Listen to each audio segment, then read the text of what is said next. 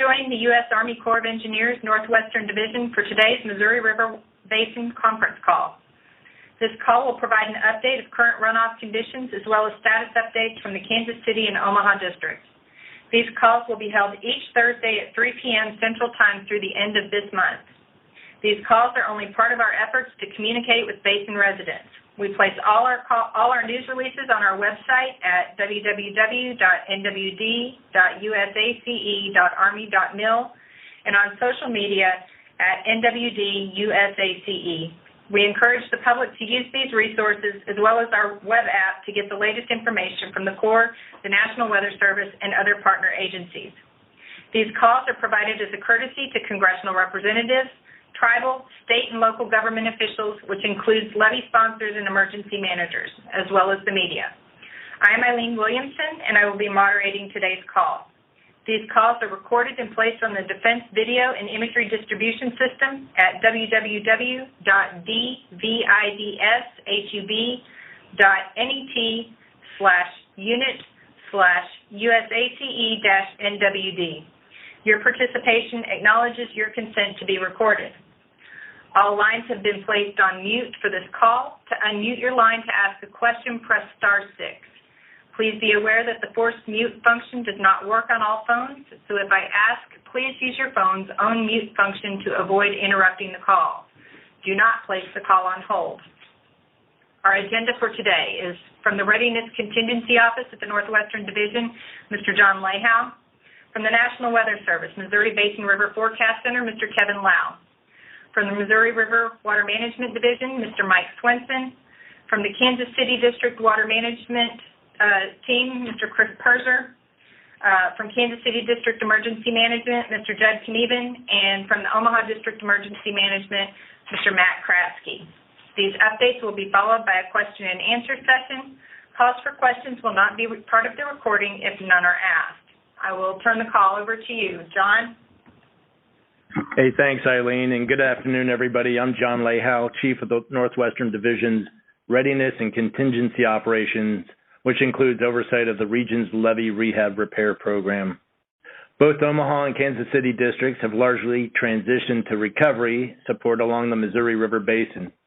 Although the waters are higher than average for this time of the year, teams are gradually accessing damaged levees and assessing damages to the 850 miles of impacted levees within the region. We continue with what we call Phase 1 of our recovery efforts, that is, closing or repairing the breaches where the most critical infrastructure and population centers are at risk. For full repair efforts, or Phase 2 of our recovery support, we are developing Project Information Reports, or PIRs, to develop repair strategies and determine the economic feasibility of repairing eligible levees. Of the 178 requests for rehabilitation assistance, we have thus far approved PIRs for 63 levee systems. These approved PIRs enable us to request funding for subsequent engineering and design efforts. Our Omaha and Kansas City district representatives are on this phone call and will provide further details on the progress of recovery efforts. I'll be followed by, Eileen, I believe you said the Weather Service. Is that correct? Yes, we'll hand it to Kevin Lau. Thank you. Thanks, John. Kevin? Good afternoon, everyone. My name is Kevin Lau, and I'm with the National Weather Service Missouri Basin River Forecast Center located in Kansas City. Currently, we have ongoing flooding on the following rivers. In South Dakota, the James and the Big Sioux.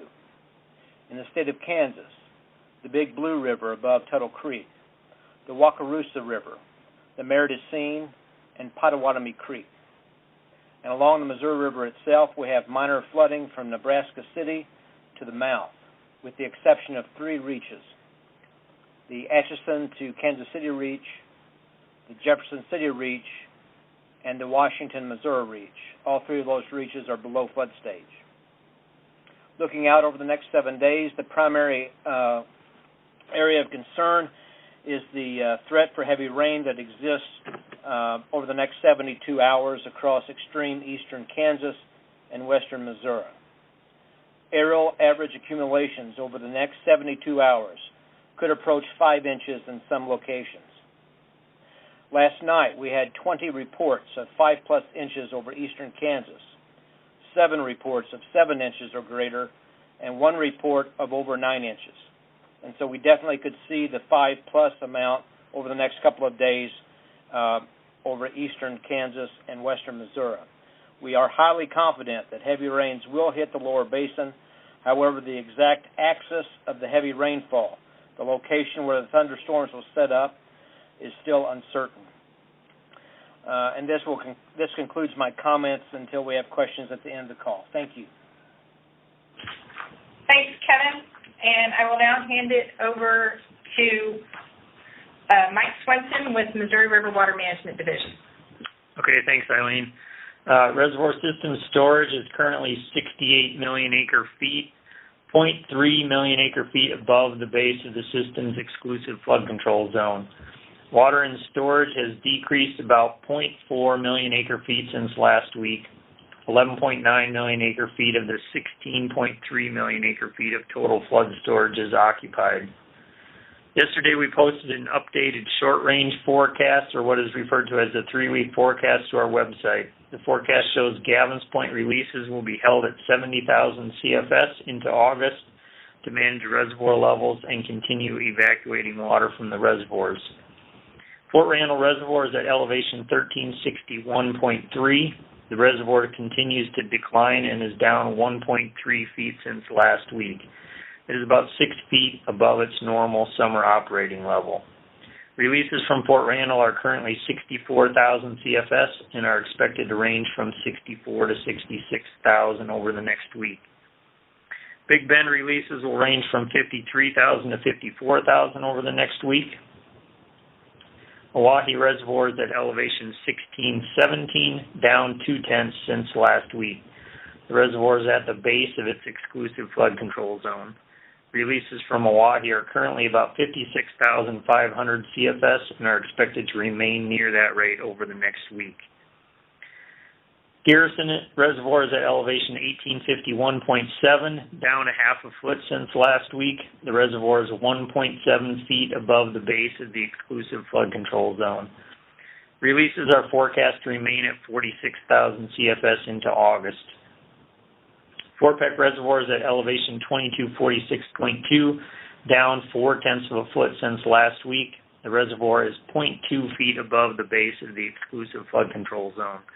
Releases from Fort Peck are approximately 15,000 CFS and are expected to remain near that rate into August. We are now in the process of updating the long-range monthly runoff and reservoir forecasts. These should be finalized and posted to our website tomorrow. We will continue to monitor conditions in the basin and make any necessary release adjustments this summer and into the fall. Thank you. That concludes my update. I'll turn it back to Eileen. Thanks, Mike. Chris Perzer, were you able to join us? Star 6 to unmute your phone. Yes, I'm here now. Thank you. All right, great. Thanks, Chris. I'll hand it to you. Okey-doke. Good afternoon. Today I'm providing an update on current reservoir conditions within the Kansas City District and water management decisions moving forward. While we are monitoring and operating all of our 18 district reservoirs, we are primarily focused on reservoirs in the Kansas Basin and the Osage Basin. We still have a significant amount of water stored in the 11 reservoirs located within these two river basins. Currently, the overall flood control volume in these two basins is 40% occupied. Conditions on the Missouri River at Waverly and at Herman continue to improve and allow for increased releases from the Kansas Basin and from Truman Reservoir. Kansas Basin conditions. As a whole, the 4 reservoirs in the lower Kansas Basin are at 52% of their flood control storage occupied. The following are this morning's reservoir conditions, the percent of flood control pool occupied, and what that percent was a week ago when we last reported. So Milford, currently it's 50%. A week ago, it was 56%. Tuttle Creek, 49%, unchanged from a week ago. Perry, 52%, down from 59% a week ago. Clinton, 55%, down from 62% a week ago. While these percentages are improving, this represents pool elevations ranging from 18 feet above normal pool at Perry and Clinton to 40 feet above normal pool at Tuttle Creek. Milford and Tuttle Creek are both releasing 3,000 CFS today, down from the 12,000 CFS and the 25,000 CFS, respectively, last week. Perry and Clinton are both reduced to low flow this morning due to significant rains across their basins overnight. Both Milford and Tuttle Creek have evacuated their Phase 2 flood control storage, are passing inflows to stabilize their pools until Perry and Clinton can evacuate water from last night's storms. Storms, as Kevin noted, are broadly forecast to occur over the next few days. Republican River Basin conditions.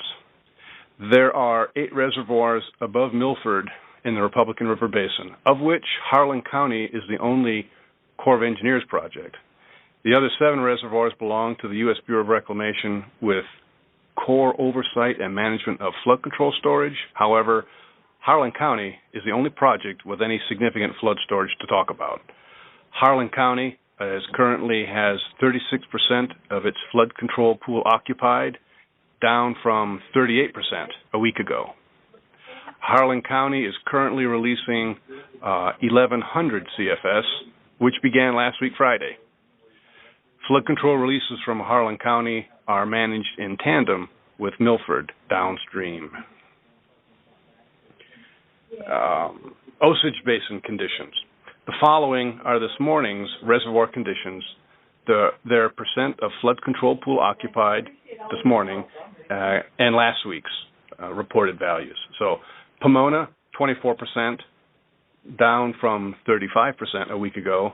Melbourne, 23%, down from 33% a week ago. Hillsdale, 38%, down from 48% a week ago.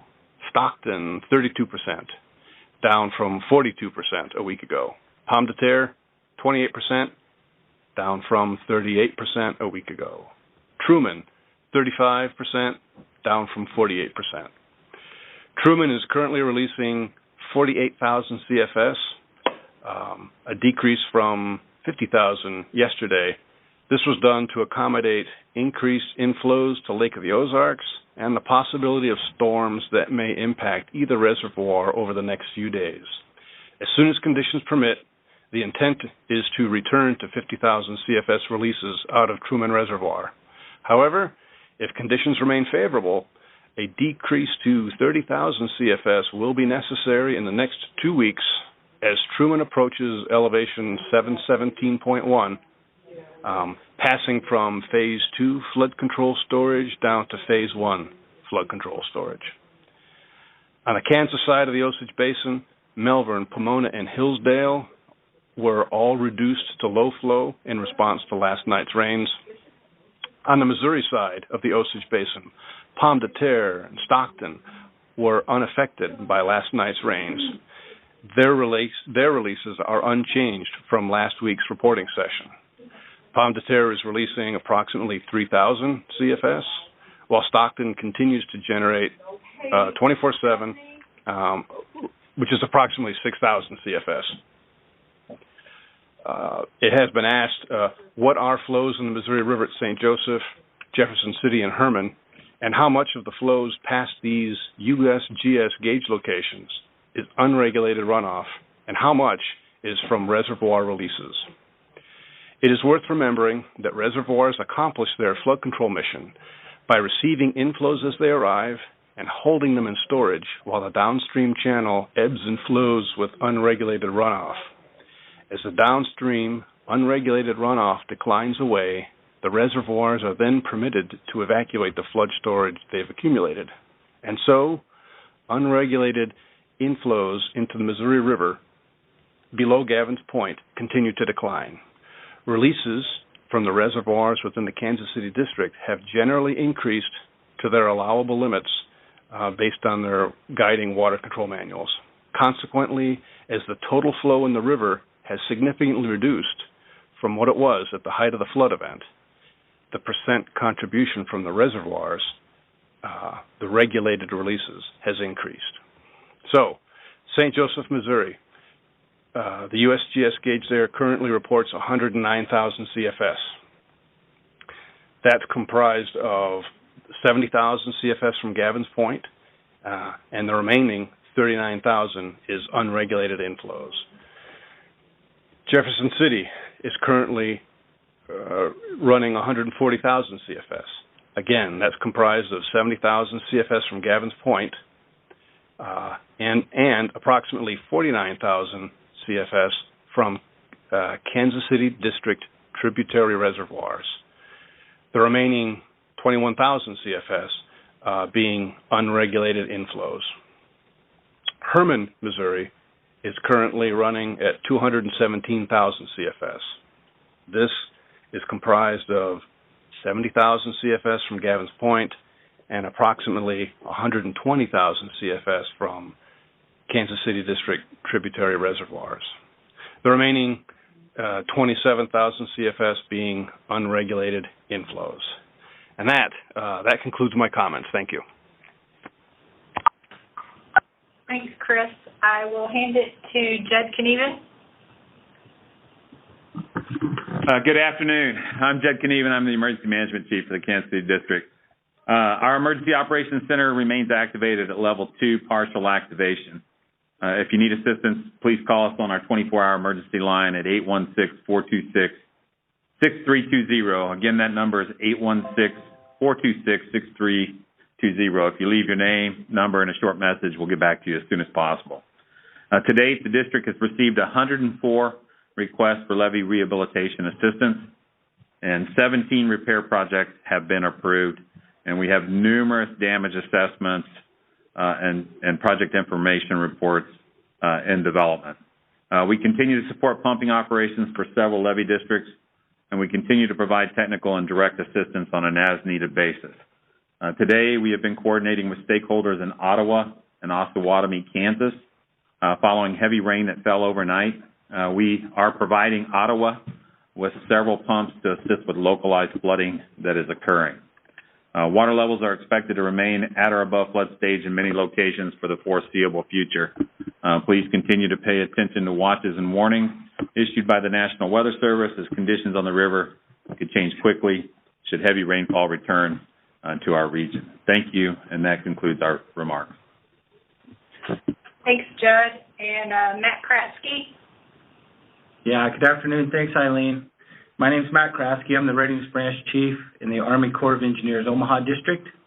To date, we have completed 10 initial breach closures within the Omaha District's area of operations. Since our last call, we've been able to achieve the initial closure on levee L575B near Hamburg, Iowa.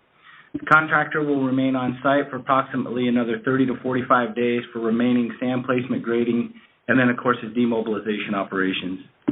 The objective of the repair, as mentioned before, is to increase the level of flood risk protection to approximately the 25-year level for this section of the L575 system until the system can be fully rehabilitated. Significant progress is also being made towards the closure of the northern breach of levee L550 between Watson and Rockport, Missouri. The contractor is currently running a day and a night shift, and to date approximately 210,000 cubic yards of material has been placed. Of particular interest at this project, approximately 70% of the equipment operators on site are local farmers, and one is one of our levee sponsors. The clay placement atop levee L611614 near Council Bluffs, Iowa is about 90% complete. We expect to have this temporary inlet breach closure completed by the middle of the month. The scope of work for the initial breach repair for levee L601 near Bartlett, Iowa is 90% complete. The contractor is working on grading and shaping the sand berm. As stated previously, these initial repairs are directing at stopping the flow from the Missouri River into the area behind the levee system and providing an incremental level of flood risk management to the area.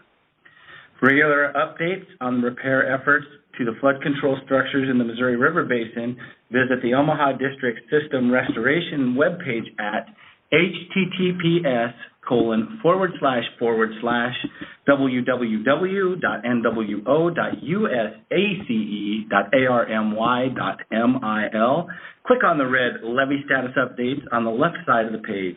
There you can track status updates, view photos and videos, and also see which levies are not active in the Public Law 8499 program. Please assist us in communicating that life safety is always our primary focus in our efforts to repair the levee systems, and we continue to work with federal, state, and local emergency management agencies to ensure the public is aware of the continued safety risks associated with the damaged levees. We appreciate your assistance in spreading this message and sharing in our responsibility to keeping the public informed about the risks associated with levees. Thank you, and this concludes my comments. Thank you, Matt. All right, we'll move to our question and answer session.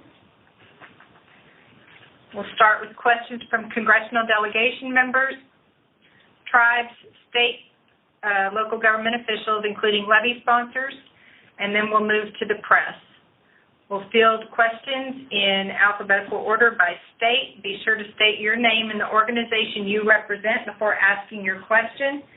Again, *6 to unmute your phone. We'll start with the state of Iowa.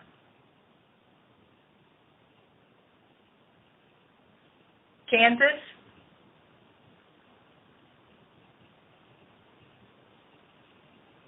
Missouri, Montana,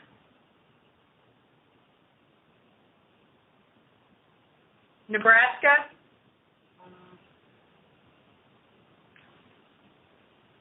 North Dakota, South Dakota, Wyoming. All right, we'll move to the media. Again, state your name and the organization you represent before asking your question. *6 to unmute your phone. State of Iowa.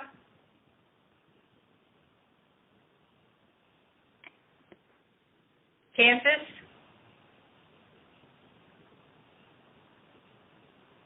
Missouri. Yes, hello. This is David Lieb with the Associated Press. I had a question. Yeah, I had a question that I think is probably best directed to John, but if not, someone else can feel free to chime in too. During one of these calls back in June, I believe it was June 27th, an estimate was given from the Northwestern Division that there was about $1 billion of damage or repairs necessary to levees along the Missouri and Platte River flood basins. Some time has passed. I am wondering if that is still the best number to use or if there is a better number we should be using for the damage estimates to levees in your division there. Hi, hey, this is John Layhow, Roger. So, yes, the number is still about $1 billion. It's actually a little over $1 billion, but $1 billion is still the running estimate we're going with. And am I best in describing that as to the Missouri and Platte River basins, or is there a better description I should be attaching to that?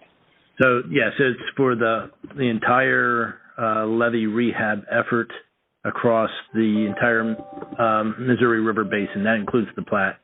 Okay. Thank you. You're welcome. Thanks, David. Do you have any other questions? No, I don't. All right, thank you. Any other questions from media in the state of Missouri? Again, yes, *6 this is your phone. Dennis Sharkey with the Mound City News. Mound City News. What was your name again? I'm sorry. Dennis Sharkey. Dennis. Okay, go ahead. I'm not sure this week who my question's for, but I think I remember somebody talking a couple weeks ago about hurricane season coming up and how that might compete for some of the dollars that the levee repairs are competing with. Is there anybody that can speak to that? John Layhow? Yes, this is John Layhow. Yes, I mentioned that in a couple of my comments, and there's no competing funds at this time. However, when hurricane season does come into full force, which will be probably around early September, late August timeframe, we use the same type of funds for hurricane response that we use for levee rehab. I drew that for attention purposes, competing demands for limited funds. No impacts at this time. Over. Do you anticipate there being any problems? I don't know if there's been any forecasts or anything for the season. At this time, I don't anticipate. Our dialogue with our headquarters is very good, and I know they're working feverishly in trying to make sure that there's enough funding for our levee rehab purposes and other river basins as well that are experiencing floods. So I don't anticipate any issues at this time, but I wanted to draw attention to it because it is a limited amount. Over. All right. Thank you. Appreciate it. You're welcome. All right, Dennis, any other questions? No, I'm fine. Thank you. Appreciate it. Thank you. Again, State of Missouri, *6 to unmute your phone. Media, do you have any other questions from the State of Missouri? Okay, we'll move to Montana. Nebraska. Yeah, this is Nancy from the World Herald.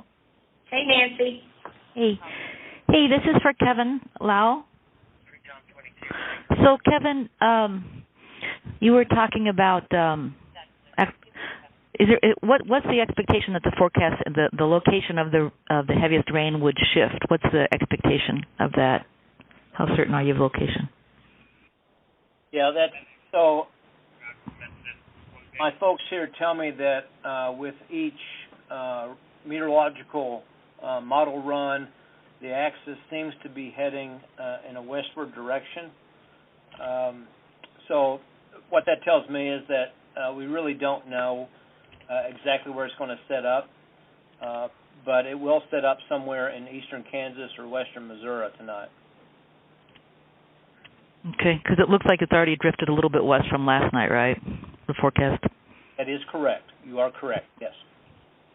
And so I was looking at the flood forecast for the whole Kansas, Missouri, Nebraska, Iowa area. Is this rainfall factored into it yet? Because I'm not seeing any rivers go above any real serious flood stage. Yes, the first 24 hours is. So what you saw coming out of our office this morning would have included the anticipated rain through tomorrow early morning. So we do, with this morning's forecast, for instance, we expect a few locations in the Osage Basin to rise above flood stage. Okay. And then just generally for you in the Kansas City core, is there any worries? I mean, is there any part of the basins that you guys are worried about or how this is going to impact the Missouri River? And that's my final question. Thank you. Thanks, Nancy. Chris, did you have a response to that one as far as effects to the reservoir storage or basin in your area? Hi, Eileen. We were watching with interest, of course, and we made some gate closures at our reservoirs this morning in response to the rains overnight. So, we're alert. We've got a lot more capacity in our reservoirs now than we had 3 weeks ago. So the runoff from last night's event is something we can accommodate into our reservoirs. There was a lot of rain that fell downstream of the reservoirs that's going to be unregulated flows past the city of Ottawa and points downstream in the Osage Basin. So, but our reservoirs, if the rains fall upstream of them in the Osage Basin, will stand ready to assist. So that's all I have to say. Thanks, Chris. Nancy, did that cover it? Thanks a lot. I appreciate it. All right, thanks, Nancy. Any other media from the state of Nebraska? *6 to unmute.